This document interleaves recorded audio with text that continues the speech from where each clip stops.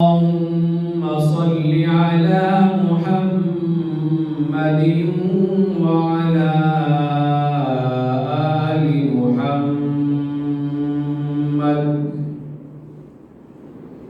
كما صليت على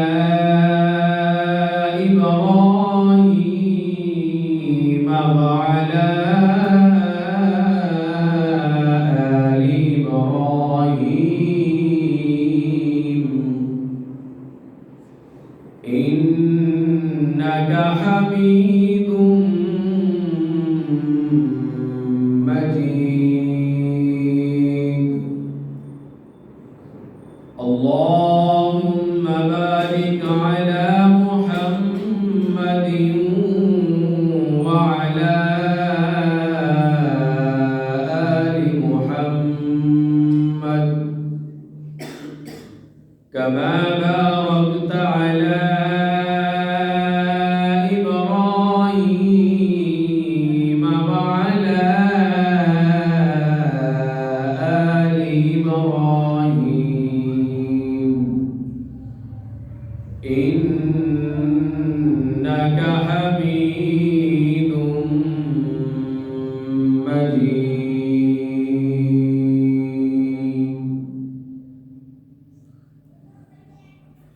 حضور آئے تو سر آفرینش پا گئی دنیا، حضور آئے تو سر آفرینش پا گئی دنیا، اندھیروں سے نکل کر روشنی میں آ گئی دنیا، بجھے چہروں کا رنگ اترا، ستے چہروں پہ نور آیا،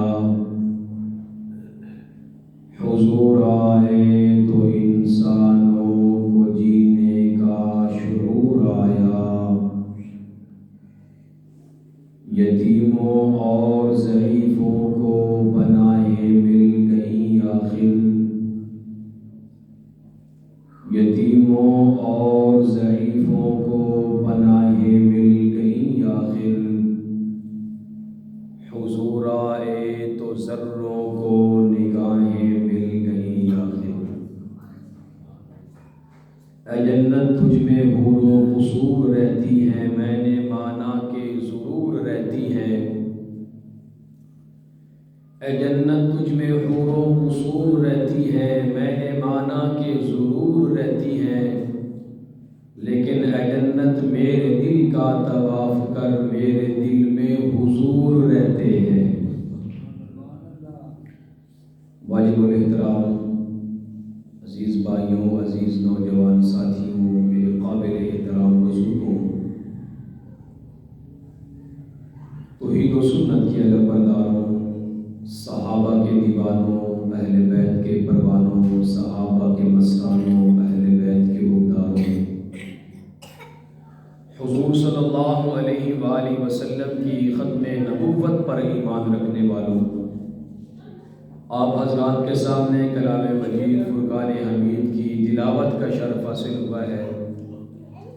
دعا ہے کہ اللہ تبارک و تعالی مجھے اور آپ کو بلکہ پوری انسانیت کو قرآن پاک پر عمل کرنے کی توفیق عطا فرمائے، اور اللہ رب العزت کی بارگاہ میں درخواست ہے، التجا ہے، آرزو ہے، تمنا ہے کہ رب لم یزل مجھے حق سچ بیان کرنے کی توفیق عطا فرمائے، اور اس کے بعد ہم سب کو عمل کرنے کی توفیق عطا فرمائے. ربیع الاول کے حوالے سے گفتگو کا سلسلہ شروع ہے الحمدللہ. جب اللہ کے پیغمبر میرے اور آپ کے کریم آقا آمنہ کے لال عبداللہ کے در یتیم، ساقی کوثر، شافی محشر، سید الرسل، امام الرسل، فخر الرسل، امام الانبیاء، میرے اور آپ کے پیغمبر جناب حضرت محمد مصطفیٰ احمد مجتبیٰ صلی اللہ علیہ وآلہ وسلم جب کائنات کے اندر تشریف لائے تو کائنات کے اندر نور کا اجالا ہی اجالا ہو گیا. سبحان اللہ. ہر طرف نور ہی نور. یہاں تک کہ اما آمنہ رضی اللہ تعالی عنہا فرماتی ہیں کہ جب اللہ کے پیغمبر دنیا میں تشریف لائے تو زمین سے ایک نور اٹھا جو آسمانوں تک چلا گیا، اور پوری دھرتی جو ہے وہ اللہ کے پیغمبر کے نور سے روشن اور منور ہو گئی. یہ میرے اور آپ کے پیغمبر حضرت محمد مصطفیٰ صلی اللہ علیہ وآلہ وسلم کے آنے کی برکات تھی. اور اللہ کے پیغمبر جب کائنات میں تشریف لائے تو کسرا کے محل کے 14 کنکرے ٹوٹ کر گر گئے، اور فارس کی جو ہزاروں سال سے آگ جل رہی تھی، جب میرے اور آپ کے پیغمبر کائنات میں تشریف لائے تو فارس کی آگ بجھ گئی. بجھانے والا کوئی نہیں ہے، بجھانے والا مکہ کی سرزمین پر تشریف لایا ہے، آگ فارس کی بجھ رہی ہے. سبحان اللہ. یہ میرے اور آپ کے پیغمبر کے آنے کی برکات ہے. اور گزشتہ جمعہ بخت نصر کا واقعہ درمیان میں رہ گیا تھا. یہ بابل کا بادشاہ تھا بخت نصر. اپنے بستر پر آرام فرما ہے، سو رہا ہے، خواب دیکھتا ہے، پریشانی کی حالت میں ہے، پریشان ہے، چہرہ اس کا زرد ہے، چہرے کے اوپر پریشانی کے اثرات ہیں. جب پریشان ہو کر کے باہر نکلتا ہے، اپنی کابینہ کے لوگوں کو بلاتا ہے، وزیروں مشیروں کو بلاتا ہے، کاہنوں کو اور نجومیوں کو بلاتا ہے. جب اس کی پوری کابینہ جمع ہو گئی، لوگوں نے پوچھا بادشاہ سلامت، پریشان لگ رہے ہو، آپ کے چہرے پر پریشانی کے اثرات ہیں، کیا وجہ ہے، کیوں پریشان ہیں آپ؟ بخت نصر بادشاہ کہنے لگا، بابل کی سرزمین کا بادشاہ ہے، کہنے لگا ایک خواب دیکھا ہے جس کی وجہ سے پریشان ہو گیا ہوں. آپ کو اس لیے جمع کیا ہے کہ آپ نے میرے خواب کی تعبیر بتانی ہے اور بتانا ہے کہ اس خواب کی تعبیر کیا ہے، یہ خواب کیوں آیا ہے، اس کی وجہ کیا ہے. کہانوں اور نجومیوں نے کہا بادشاہ سلامت، آپ کا کام ہے خواب بتانا، ہمارا کام ہے خواب کی تعبیر بتانا. آپ خواب بتائیں گے، ہم آپ کے سامنے خواب کی تعبیر بیان کریں گے. بادشاہ نے کہا بات آپ کی بالکل ٹھیک ہے، بات آپ کی بالکل صحیح ہے، لیکن بات یہ ہے کہ جو مجھے خواب آیا ہے وہ خواب میں بھول چکا ہوں. اب آپ لوگوں نے خواب بھی بتانا ہے، خواب کی تعبیر بھی بتانی ہے. اگر خواب نہیں بتاؤ گے، خواب کی تعبیر بھی نہیں بتاؤ گے تو پھر 3 دن کے بعد تمہیں بابل کی سرزمین پر سولی لٹکا دیا جائے گا. اب جو کاہن اور نجومی تھے پریشان ہو گئے کہ یار یہ کیسے ممکن ہو سکتا ہے کہ خواب بادشاہ کو آیا ہے، ہم کیسے بتائیں. بہرحال بادشاہ نے کہا تمہارے پاس 3 دن کی مہلت ہے، اگر تم خواب اور خواب کی تعبیر نہیں بتاؤ گے تو بابل کی سرزمین پر تمہیں سولی لٹکا دیا جائے گا. یہ پریشان ہو گئے، چلے گئے. 3 دن کا ٹائم ہے، بڑے پریشان ہیں.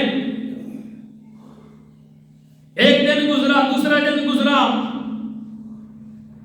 بخت نصر کے قید خانے میں وقت کے پیغمبر حضرت دانیال علیہ السلام بخت نصر کے قید خانے میں تھے۔ جب ان تک بات پہنچی کہ بادشاہ کو خواب آیا ہے اور وہ خواب بھول گیا ہے، تو خواب کی تعبیر بھی بتانی ہے، خواب بھی بتانا ہے، لیکن کاہن اور نجومی پریشان ہیں، ان کو خواب کا پتہ نہیں ہے۔ حضرت دانیال علیہ السلام نے قید کے دروگہ کو بلایا، قید خانے کے دروگہ کو بلایا، بلا کر کے کہا کہ میرا پیغام لے کر کے جائیے بادشاہ کے پاس، بادشاہ کو جا کر کے بتائیے کہ آپ کے قید خانے میں ایک ایسا انسان ہے، ایک ایسا شخص ہے جو آپ کے خواب کو بھی جانتا ہے، آپ کے خواب کی تعبیر کو بھی جانتا ہے، آپ کو خواب بھی بتائے گا اور خواب کی تعبیر بھی بتائے گا۔ اب یہ قید خانے کا دروغہ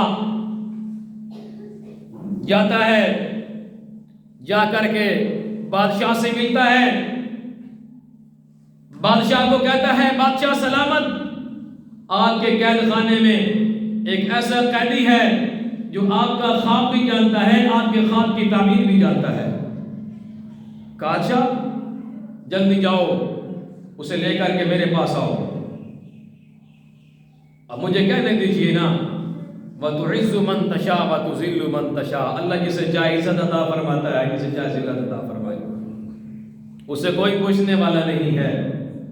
ابھی جو ایک بادشاہ کی نظر میں عام شخص ہے، عام قیدی تھا، کوئی جانتا نہیں تھا، کوئی پہچانتا نہیں تھا، لیکن اب چند ہی لمحوں میں وہ بادشاہ کے لیے، بادشاہ کی نظر میں بڑے مقام والا بن گیا، بہت بڑا شخص بن گیا۔ اللہ تبارک و تعالیٰ چاہیں تو پھر قید سے نکال کر کے بادشاہ کے تخت پر بٹھا دے۔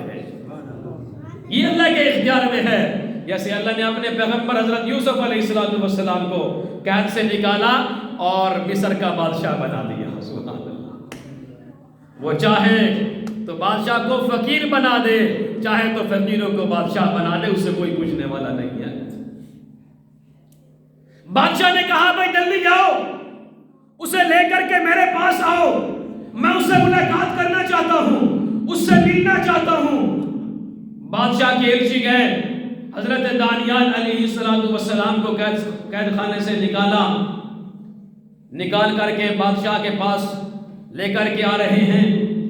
اب بادشاہ کے دربار کے اندر جتنے بھی لوگ بیٹھے ہوئے تھے، درباری، نجومی، کاہن، وہ سارے دیکھ رہے ہیں کہ یہ کون سی شخصیت ہے کہ جو بادشاہ کا خواب بھی جانتا ہے اور اس خواب کی تعبیر بھی جانتا ہے، وہ کون سی ایسی شخصیت ہے؟ سب کی نظریں اٹھی ہوئی ہیں اور چہرہ دانیال علیہ السلام پر پڑ گئی ہیں۔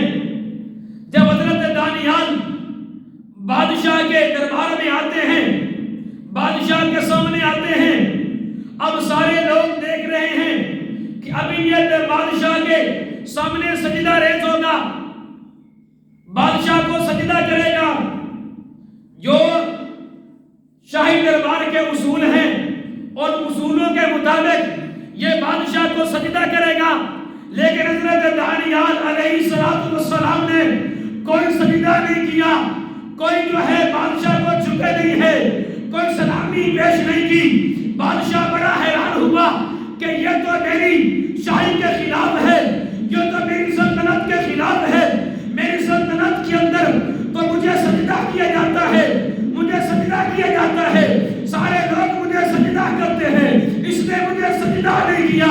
بادشاہ نے پوچھا کہ اللہ کے بندے تو نے مجھے سجدہ نہیں کیا؟ حضرت دانیال علیہ السلام نے فرمایا کہ بادشاہ سلامت، میں جو ہے بادشاہی نمائندہ نہیں ہوں، بلکہ میں تو خدائی نمائندہ ہوں، تجھے کوئی سجدہ نہیں ہوگا۔ لوگوں کو کیا پتا تھا کہ یہ بادشاہی نمائندہ نہیں ہے، یہ تو خدائی نمائندہ آ رہا ہے۔ سبحان اللہ، یہ تو اللہ کا نمائندہ ہے، اللہ کی طرف سے نمائندہ بن کے آ رہا ہے۔ بادشاہ نے پوچھا مجھے سجدہ کیوں نہیں کیا؟ کہا بادشاہ تیری بادشاہی اپنی جگہ پر ہے، تیری سلطنت اپنی جگہ پر ہے، لیکن اللہ نے مجھے آسمانوں کا علم عطا کیا ہے، زمینوں کا علم عطا کیا ہے، تو میرے اللہ نے یہ مجھے حکم کیا ہے کہ میں اللہ وحدہ لا شریک ذات کے علاوہ کسی کو سجدہ نہیں کرتا، میں اللہ کے علاوہ کسی کو سجدہ نہیں کرتا۔ یہ پیشانی جو اللہ نے مجھے عطا فرمائی ہے یہ جھکے گی تو اللہ کی چوکھٹ پر جھکے گی، یہ سجدہ ریز ہوگی تو اللہ کی چوکھٹ پر ہوگی، یہ سجدہ کرے گی تو اللہ کے دربار میں کرے گی، یہ جھکے گی تو اللہ کے دربار میں جھکے گی، اللہ کی چوکھٹ پر جھکے گی۔ اللہ کی چوکھٹ کے علاوہ یہ پیشانی کٹ تو سکتی ہے، یہ گردن کٹ تو سکتی ہے، یہ سر کٹ تو سکتا ہے، لیکن اللہ کے دربار کے علاوہ کسی اور چوکھٹ پر نہیں جھک سکتا۔ حضرت دانیال نے اعلان کر دیا، کہا یہ سر کٹ سکتا ہے لیکن اللہ کی چوکھٹ کے علاوہ یہ کسی اور در پر سر جو ہے نہیں جھک سکتا۔ بادشاہ نے کہا اچھا میں تیری باتوں کی قدر کرتا ہوں، میں تیری ان باتوں کی قدر کرتا ہوں کہ تو اپنے معبود حقیقی کی عبادت پر پکا ہے، تیرا ایمان مضبوط ہے۔ آج کا اگر کوئی انسان ہوتا اسے کہا جاتا بھائی گردن تیری اتار دوں گا، پیچھے ہٹ جا، کیا ہمارے سامنے ہے آج کو جو مسلمان کا ایمان ہے؟ اللہ میرے اور آپ کی ایمان کی حفاظت فرمائے، آمین کہو۔ لیکن حضرت دانیال علیہ السلام نے کہا کہ یہ سر اتر سکتا ہے لیکن اللہ کے چوکھٹ کے علاوہ یہ سر جو ہے کسی اور چوکھٹ پر نہیں جھک سکتا، کسی اور دربار پر نہیں جھک سکتا۔ بادشاہ نے کہا کہ میں تیری ان باتوں کی قدر کرتا ہوں، احترام کرتا ہوں کہ تو اپنی عبادت پر قائم ہے، اپنے رب کی عبادت پر قائم ہے، اپنے دین پر قائم ہے، اپنے دین پر پکا اور سچا ہے۔ اب بادشاہ نے کہا وقت نصر نے حضرت دانیال علیہ السلام کو اب میرے خواب کی تعبیر بتاؤ، اور میرا خواب بھی بتاؤ کہ میرا خواب کیا ہے اور میرے خواب کی تعبیر کیا ہے۔ اب سارے کاہن اور نجومی بیٹھے ہوئے ہیں، ان کی نگاہیں چہرہ دانیال پر ہیں کہ یہ کیا خواب بتانے والا ہے اور خواب کی تعبیر کیا بتانے والا ہے۔ حضرت دانیال علیہ السلام نے فرمایا بادشاہ آپ نے ایک خواب دیکھا ہے، اس خواب میں ایک بہت بڑا بت دیکھا ہے، بہت بڑا بت دیکھا ہے جس کا سر آسمانوں پر لگ رہا ہے اور اس بت کے جو پاؤں ہیں وہ زمین پر لگ رہے ہیں، اور اس بت کا جو بلائی حصہ ہے یعنی اوپر والا جو حصہ ہے وہ سونے کا ہے اور درمیانی حصہ چاندی کا ہے، نیچے والا حصہ تانبے کا ہے، اس بت کی ٹانگیں لوہے کی ہیں، اس بت کے پاؤں مٹی کے ہیں، اور آپ کی سلطنت کے لوگ اس بت کو دیکھ رہے ہیں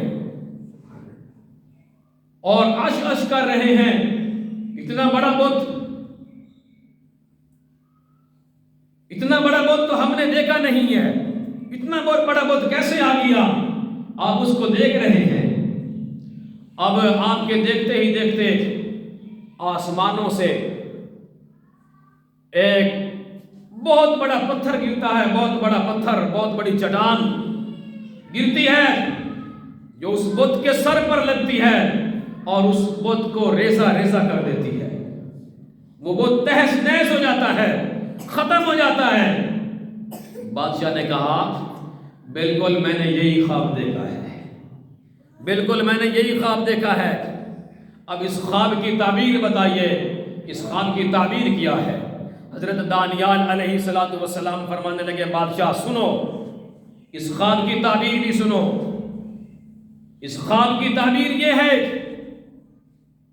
کہ جو آپ نے بت دیکھا ہے وہ تو دنیا کی جو بت پرست قومیں ہیں وہ ہیں، لیکن جو آسمانوں سے پتھر گرا ہے اور اس کے سر پر لگا ہے جس کی وجہ سے بت ریزہ ریزہ ہو گیا ہے، اس کے ٹکڑے ٹکڑے ہو گئے ہیں، وہ بت چکنا چور ہو چکا ہے، وہ بت ختم ہو چکا ہے، نیست و نابود ہو چکا ہے، اس کا نام و نشان مٹ چکا ہے۔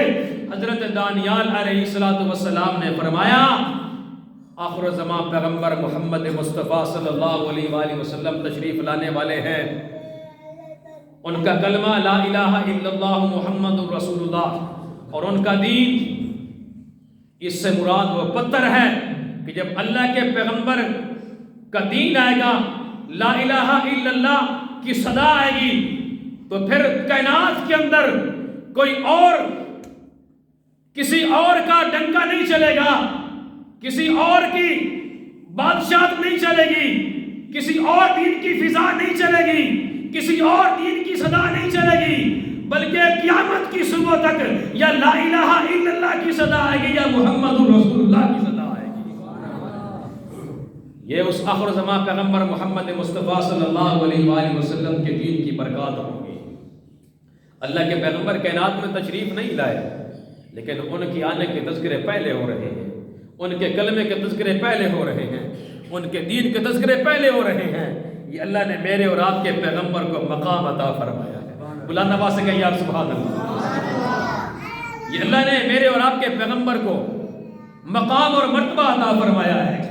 ابھی کائنات میں تشریف نہیں لائے، لیکن میرے اور آپ کے پیغمبر کے معجزات پہلے ظاہر ہو رہے ہیں، سبحان اللہ۔ اور حضرت عبد المطلب میرے اور آپ کے پیغمبر کے دادا، وہ فرماتے ہیں کہ جب اللہ کے پیغمبر کائنات میں تشریف لائے پہلا دن تھا، جب اللہ کے پیغمبر صلی اللہ علیہ وآلہ وسلم اس دھرتی پر تشریف لائے، کائنات میں تشریف لائے، تو میرے اور آپ کے پیغمبر کے دادا حضرت عبد المطلب اس وقت بیت اللہ کے اندر تھے، بیت اللہ کا طواف کر رہے تھے۔ کیا دیکھتے ہیں کہ جو بیت اللہ ہے، بیت اللہ کو مشرکین بتوں سے بھرا ہوا تھا، بتوں سے، اوپر چھت کے اوپر بھی بت تھے، اندر بھی بت تھے۔ جب میرے اور آپ کے پیغمبر صلی اللہ علیہ وآلہ وسلم نے بیت اللہ کو فتح کیا نا، تو سارا جو بیت اللہ تھا اس کے اندر مشرکین نے بت رکھے ہوئے تھے، بتوں سے بھرا ہوا تھا۔ ایک سب سے بڑا جو بت تھا نا مشرکین نے، وہ کعبہ کی چھت پر رکھا ہوا تھا۔ اللہ کے رسول نے فرمایا حضرت علی کو، علی ادھر آؤ۔ حضرت علی آئے، فرمایا یہ جو کعبے کی چھت پر بت پڑا ہے نا، پہلے اس کے ٹکڑے کرو۔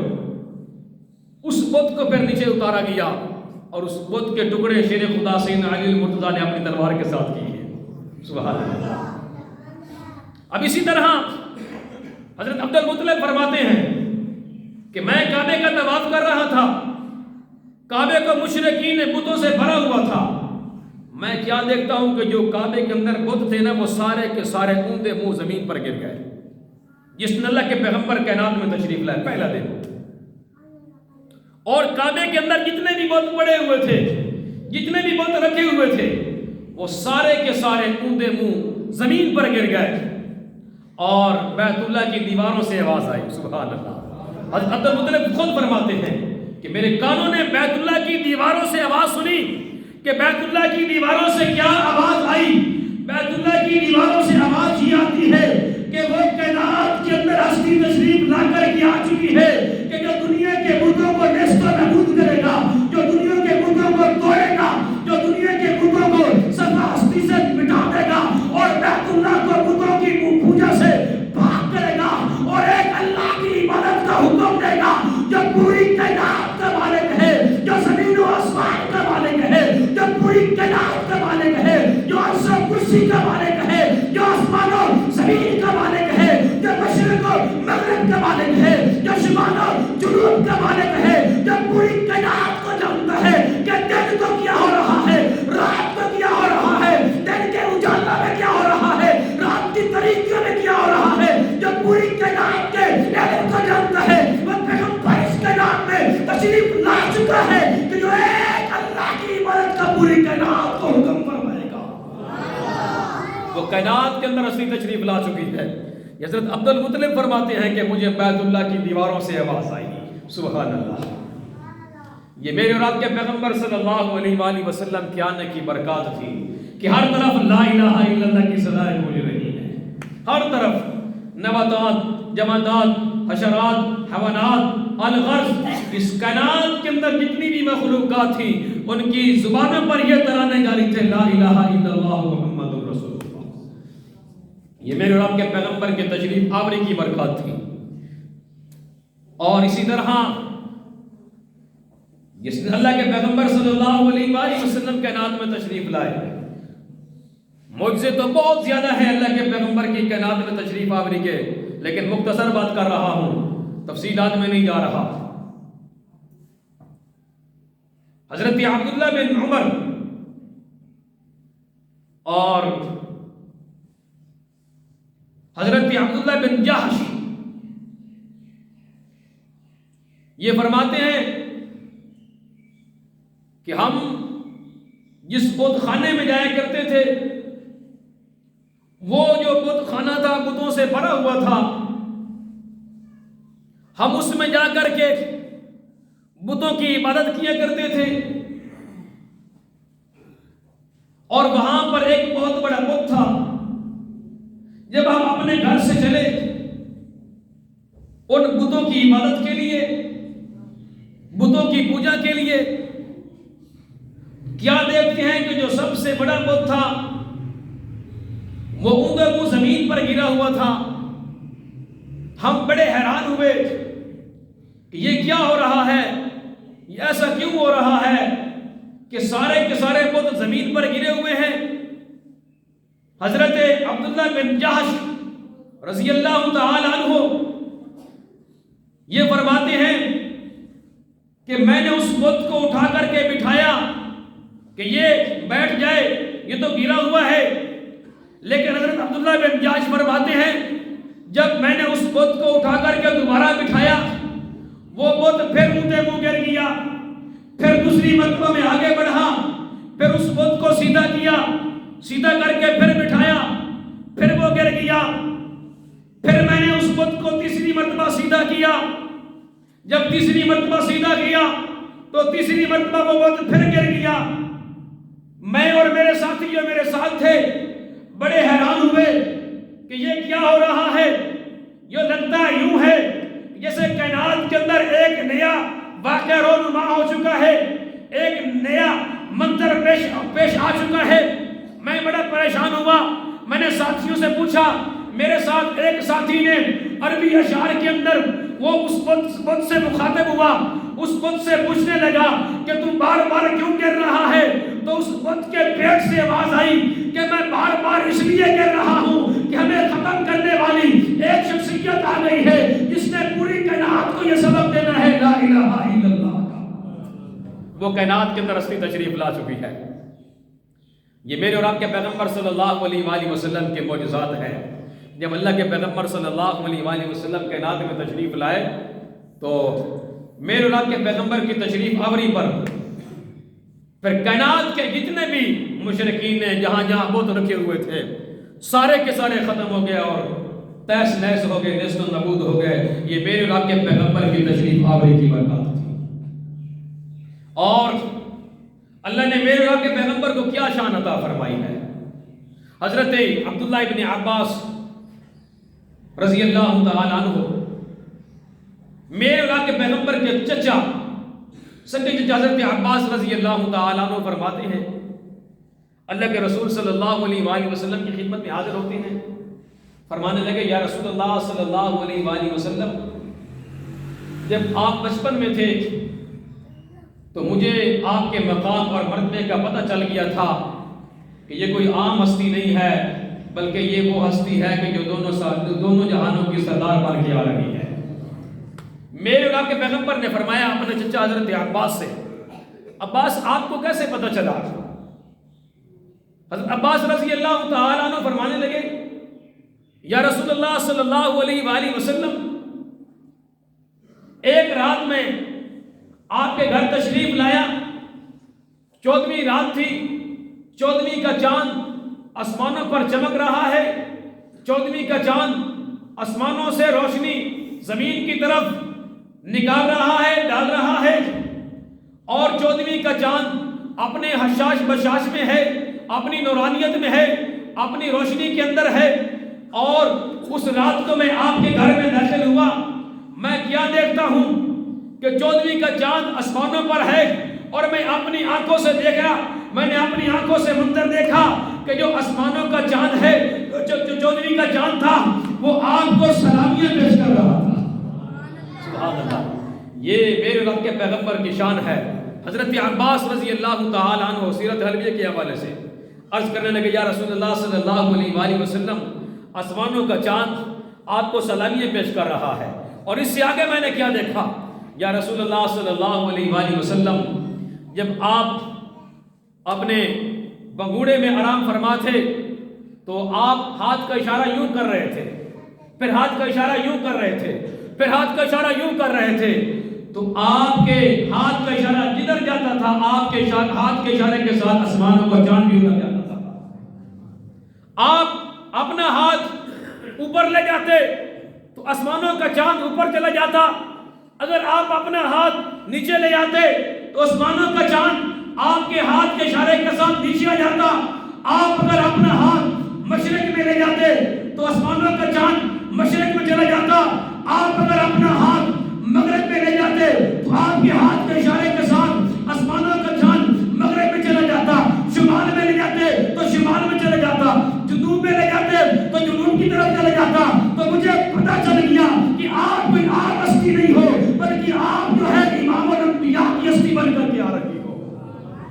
اللہ نے یہ میرے اور آپ کے پیغمبر کو شان عطا فرمائی، اور اللہ تبارک و تعالیٰ نے اپنے پیغمبر حضرت محمد مصطفیٰ صلی اللہ علیہ وآلہ وسلم کو بڑے مقام اور مرتبے سے نوازا ہے۔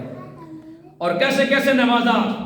ایسے مقام اور مرتبے سے نوازا کہ جب اللہ کے پیغمبر چلا کرتے تھے مکہ کی سرزمین پر، مدینہ کی سرزمین پر، تو ادھر سے میرے اور آپ کے پیغمبر چلا کرتے تھے، ادھر سے اللہ قرآن بنایا کرتا تھا۔ یہ اللہ نے میرے اور آپ کے پیغمبر کو شان عطا فرمائی ہے، مقام عطا فرمایا ہے۔ اللہ تبارک و تعالیٰ مجھے اور آپ کا عمل کرنے کی توفیق عطا فرمائے، اور قرآن و سنت کے مطابق زندگی گزارنے کی توفیق عطا فرمائے، اور رسول اللہ صلی اللہ علیہ وآلہ وسلم کی ہر سنت کے مطابق زندگی گزارنے کی